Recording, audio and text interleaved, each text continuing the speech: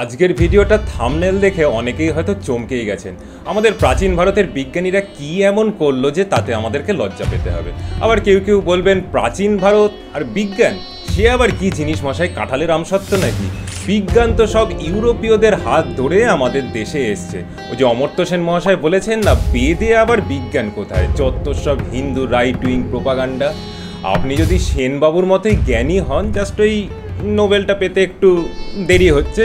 তারা বলবেন আমাদের ব্রাহ্মণ্য সমাজে তো শুধু বর্ণাশ্রম, সতীদাহ, পুতুল পূজা আর যত সব অংবংচং এসবই আছে। বিজ্ঞান যদি না থাকে, বিজ্ঞানী তাহলে কোথা থেকে আসবে? আর তাদের জন্য লজ্জা পাওয়ারই বা কী আছে? আরে মশাই, আছে। সেই জন্যেই তো আজকের এই বিজ্ঞান সিরিজটা আপনাদের সামনে নিয়ে এসেছি, যাতে আপনি বুঝতে পারেন যে তথাকথিত আধুনিক যুগের ভারতীয় হয়ে আপনার কতটা লজ্জা হওয়া উচিত। চলুন শুরু করা যাক। যদি আমার দেওয়া কোনো তথ্য বা অ্যানালিসিস ভুল থাকে তাহলে নিচে কমেন্ট করে আসল তথ্য জানাতে পারেন, চেষ্টা করব উত্তর দেবার। শূন্য বা নেগেটিভ নাম্বারের আবিষ্কার যে ভারতে হয়েছিল এটুকু কিছু ভারতবাসী জানলো, এটা অনেকেই জানবেন না যে এই শূন্য আর নেগেটিভের কনসেপ্ট যখন আরব দেশ হয়ে ইউরোপে গিয়ে পৌঁছেছিল, তখন ইউরোপের ধর্মগুরুরা একে শয়তানের মস্তিষ্ক প্রসূত বলে দাগিয়ে দিয়েছিল। চার্চের বিরুদ্ধে গিয়ে লিওনার্দো দা পিসা একটা বই লিখে ফেলেন যার নাম লাইবার অ্যাবাকি, যাতে উনি একটা শব্দ ব্যবহার করেছিলেন যেটা হলো মোডাস ইন্ডোরাম, যার মানে হলো ভারতীয় পদ্ধতি। আমাদের ঋষিরা ইউরোপীয়দের মতো নামের কাঙাল ছিলেন না, তাই সব কিছুর পেছনে অমুকের নম্বর সিরিজ, তমুকের ফর্মুলা, অমুকের থিওরি, তমুকের ল, এই সমস্ত মার্কেটিং আমরা করতে পাইনি। এটা উনি যিশুর জন্মের 800 বছর আগে বলে গেছিলেন। সেই কনসেপ্টকে আমরা আজ পাইথাগোরিয়ান থিওরেম বলে জানি। নিউটনের দেশের লোক জানে যে ক্যালকুলাসের শুরু ইন্ডিয়াতে। এই যে বাইনারি সিস্টেম যার উপরে কম্পিউটার সিস্টেম দাঁড়িয়ে আছে, তার জনক হলেন ঋষি পিঙ্গলা, যার কথা দিয়ে আজকের ভিডিও শুরু। তাই নোবেল সেনের মতো মানুষরা যতই বলুন যে আমাদের কোনো বিজ্ঞান ছিল না, সায়েন্টিস্ট নীল বোর কিন্তু বলেছেন ওনার মনে প্রশ্ন জাগলে তিনি উপনিষদ পড়েন।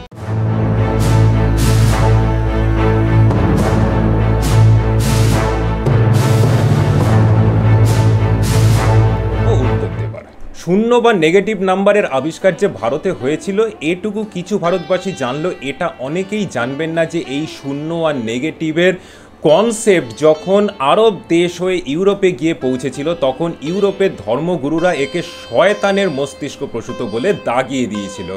আমরা অ্যারিস্টটলের কথা পড়েছি, যিনি নাকি বিশাল জ্ঞানী, দার্শনিক ইত্যাদি ইত্যাদি। উনি এই শূন্য ব্যবহারের ঘোরতর বিরোধী ছিলেন। উনি মনে করেছিলেন এতে বিশৃঙ্খলা তৈরি হবে। বস্টন ইউনিভার্সিটির আর্টিকেলে এই ব্যাপারে বিস্তারিতভাবে লেখা আছে। সেই সময় বা তার পরবর্তীকালের গণিতজ্ঞদের লুকিয়ে শূন্য ব্যবহার করতে হতো। ইভেন আজকের দিনে যে খ্রিস্টান ক্যালেন্ডার সারা দুনিয়াতে ফলো করা হয়, সেখানেও ইয়ার জিরোর কোনো অস্তিত্বই নেই।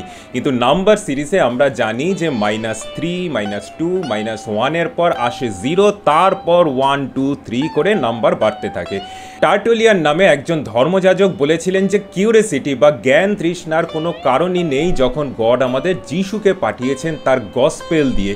এই টার্টুলিয়ানেরই কনসেপ্ট ছিল ট্রিনিটি, মানে গসপেল অফ গড বা ঈশ্বর প্রেরিত সুসমাচার, যেটা ফাদার, সান অ্যান্ড হোলি স্পিরিটের মধ্যে দিয়ে মানব জাতিকে উদ্ধার করবে।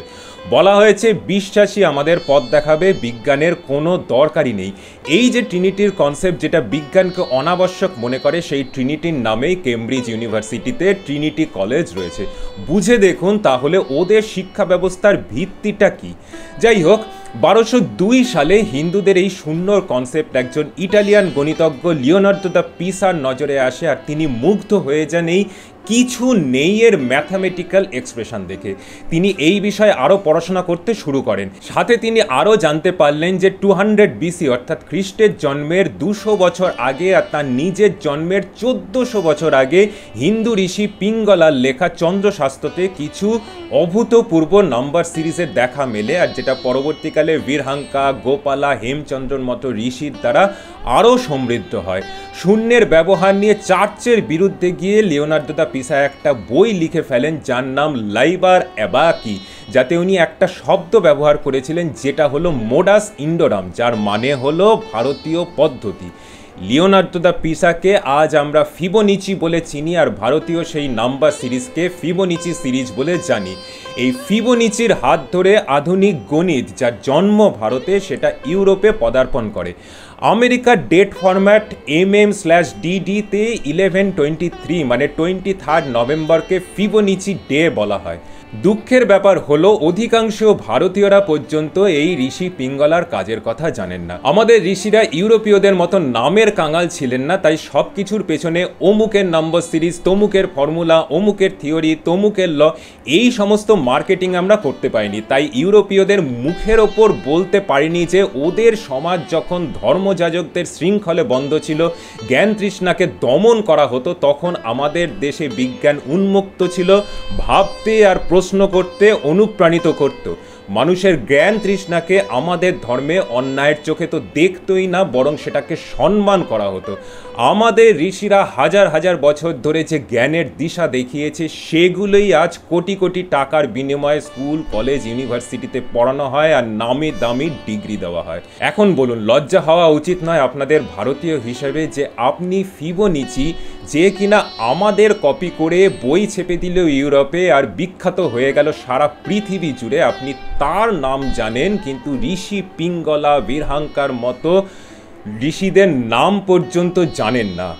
মানে ব্যাপারটা অনেকটা এরকম হলো যে আপনি কিশোর কুমারের নামই জানলেন না, আর ওনার গলা, ওনার গানের স্টাইল নকল করে কিশোর কণ্ঠী পাড়া কাঁপিয়ে দিল, আর আপনি তাকে নিয়ে মাতামাতি করলেন।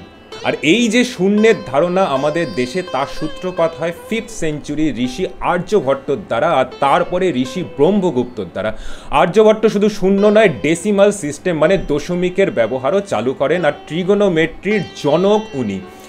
একটি সমকোণী ত্রিভুজের বিভিন্ন সাইডের রেশিওর উপর বেস করে যেই গণিতের শাখা, তার নাম ছিল ত্রিকোণমিতি, যেটা ইউরোপে গিয়ে হয়ে গেল ট্রিগোনোমেট্রি। জ্যামিতি যেমন হয়ে গেল জিওমেট্রি, যেমন আজকালকার ভারতীয় কৃষ্ণা, আদানিপল্লী, রামানুজাম সাদাদের দেশে গিয়ে হয়ে যান কৃষ, অনেকটা সেই রকম। 500 শতকে আর্যভট্টর আবিষ্কার করা দশমিক সিস্টেম ইউরোপে গিয়ে পৌঁছেছিল 1600 শতকে সাইমন স্টেভিনের হাত ধরে, যিনি ডে থিয়েন্ডে নামে একটা বই লেখেন, যার মানে হলো দ্য আর্ট অফ 10th। মানে ইউরোপ ভারত থেকে 100-200 বছর নয়, 1 সহস্রাব্দ পিছিয়ে। সেই রকমই ভারতের ট্রিগোনোমেট্রি ইউরোপে পদার্পণ করে জোহানেস মুলারের হাত ধরে 1464-এ। ব্রহ্মগুপ্ত নেগেটিভের কনসেপ্ট ইউরোপে গিয়ে পৌঁছায় mathematicians like Luca Pacioli in 1494 আর গিরেলামো কার্ডানো ইন 1545। মানে ভারতের প্রতিটা কনসেপ্টকে বুঝে, কপি করে, তারপর নিজেদের নাম ছেপে নিজেদের বলে চালাতে ইউরোপীয়দের প্রায় 1000 বছর লেগে গেছিল। কিন্তু দুঃখের ব্যাপার কি জানেন, ওদের মতো গল্প বানিয়ে নিজেদের জাহির করাটা আমাদের ঋষিরা, যারা জ্ঞানের তপস্যা করত কোনো মানিটারি গেইনের জন্য নয়, তাদের পক্ষে সম্ভব হয়নি। তাই তো আমরা ঋষি বৌধায়নের কথা জানি না, যিনি ছিলেন পূজারী ব্রাহ্মণ এবং পুজোতে ইউজ করবার জন্য যজ্ঞবেদীর এক্স্যাক্ট এরিয়া অর্থাৎ ক্ষেত্রফল নির্ধারণ করার জন্য নানা রকম সূত্র বের করেছিলেন তার সুলভ সূত্র গ্রন্থতে। যেমন বর্গক্ষেত্রের সমান ক্ষেত্রফল বা এরিয়া বিশিষ্ট বৃত্ত কিভাবে বানানো যায়, বা কোনো বর্গক্ষেত্রের ক্ষেত্রফল থেকে তার বাহুর দৈর্ঘ্য কিভাবে বের করা যায়। তার জন্য তিনি 2-এর মতো নন স্কোয়ার নাম্বারের স্কোয়ার রুট কী করে বের করতে হয় সেই পদ্ধতিও বের করেছিলেন। সাথে তিনি এটাও বলেছিলেন যে একটি সমকোণী ত্রিভুজের বাহু দুটো দিয়ে যদি দুটো বর্গক্ষেত্র বানানো যায়, তবে তাদের ক্ষেত্রফলের যোগফল হবে সেই সমকোণী ত্রিভুজের অতিবাহু মানে হাইপটেনিয়াস দিয়ে বানানো বর্গক্ষেত্রটার সঙ্গে এক্স্যাক্টলি সমান। এটা উনি যিশুর জন্মের 800 বছর আগে বলে গেছিলেন। সেই কনসেপ্টকে আমরা আজ পাইথাগোরিয়ান থিওরেম বলে জানি। ভারতের প্রতিটা স্কুলে জিওমেট্রির প্রবলেম সলভ করবার জন্য পাইথাগোরিয়ান থিওরেমের ব্যবহার করা হয়।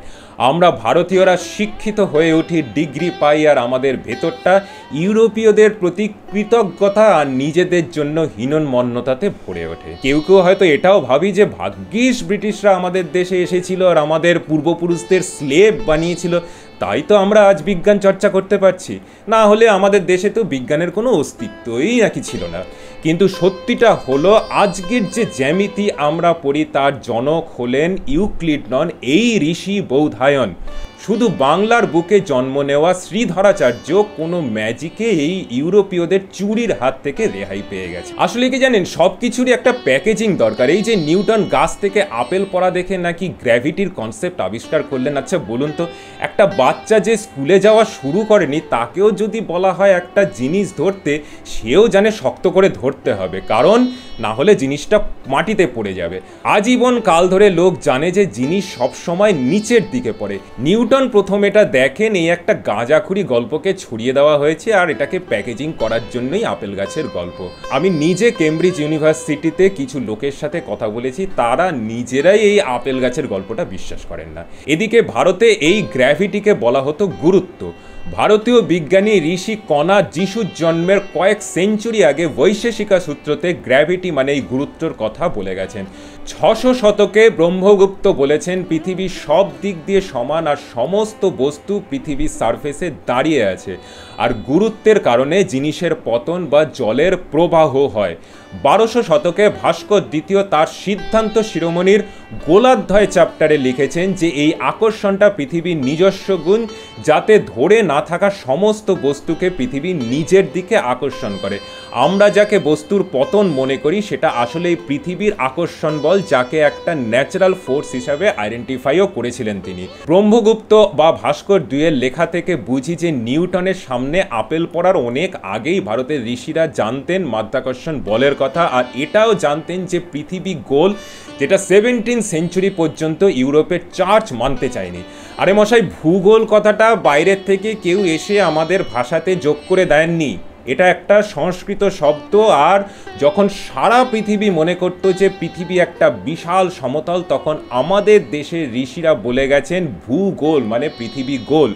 আর্যভট্ট হেলিওসেন্ট্রিসিটি মানে পৃথিবী সহ বিভিন্ন গ্রহ যে সূর্যের চারদিকে ঘুরছে সেটাও বলে গিয়েছিলেন।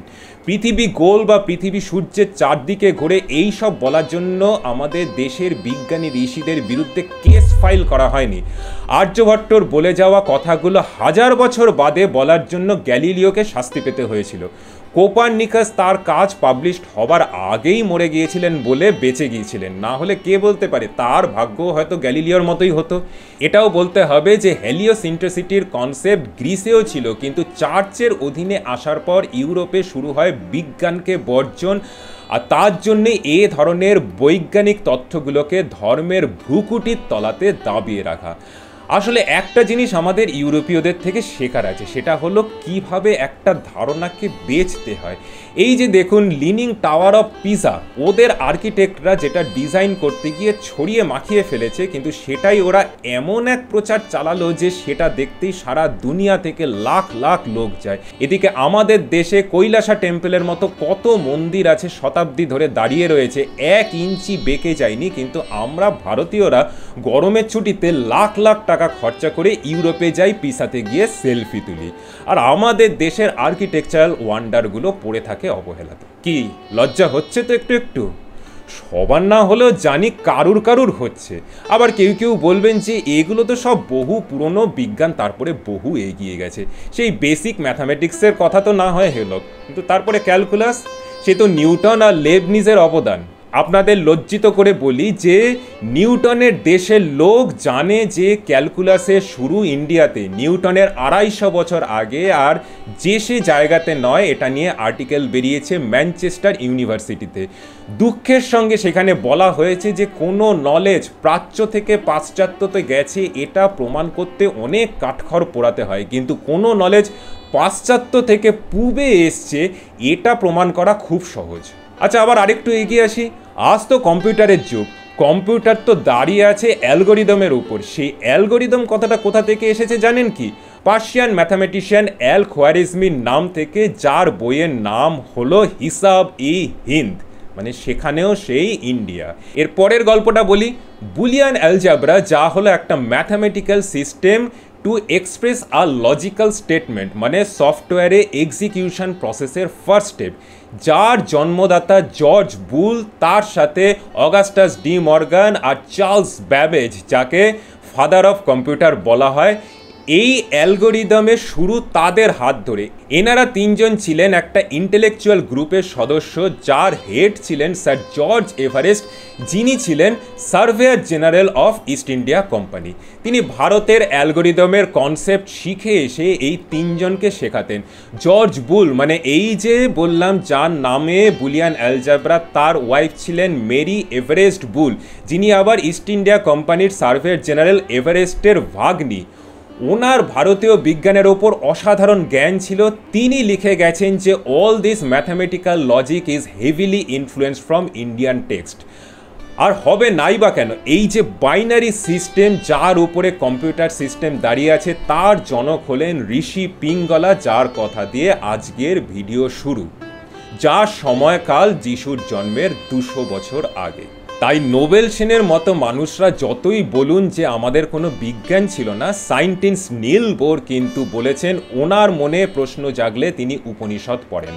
ওনার সতীর্থ হাইজেনবার্গ যখন রবীন্দ্রনাথের সঙ্গে সাক্ষাৎ করেন, তখন বেদ উপনিষদের সঙ্গে ওনার পরিচয় ঘটে। ওনাদের আরেক সতীর্থ শ্রোডিঙ্গারও উপনিষদের আত্মা পরমাত্মার কনসেপ্টে অত্যন্ত ইনফ্লুয়েন্সড হন। এই তিনজনকে বলা হয় কোয়ান্টাম ফিজিক্সের জনক।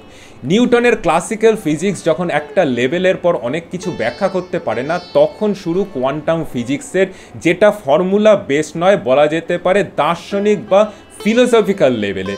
সেইখানে আমাদের দেশের বিজ্ঞান আর এই বেদ উপনিষদের আরও অসংখ্য ঋষিদের দর্শনের মধ্যেই মিশে আছে আজকের কোয়ান্টাম ফিজিক্স।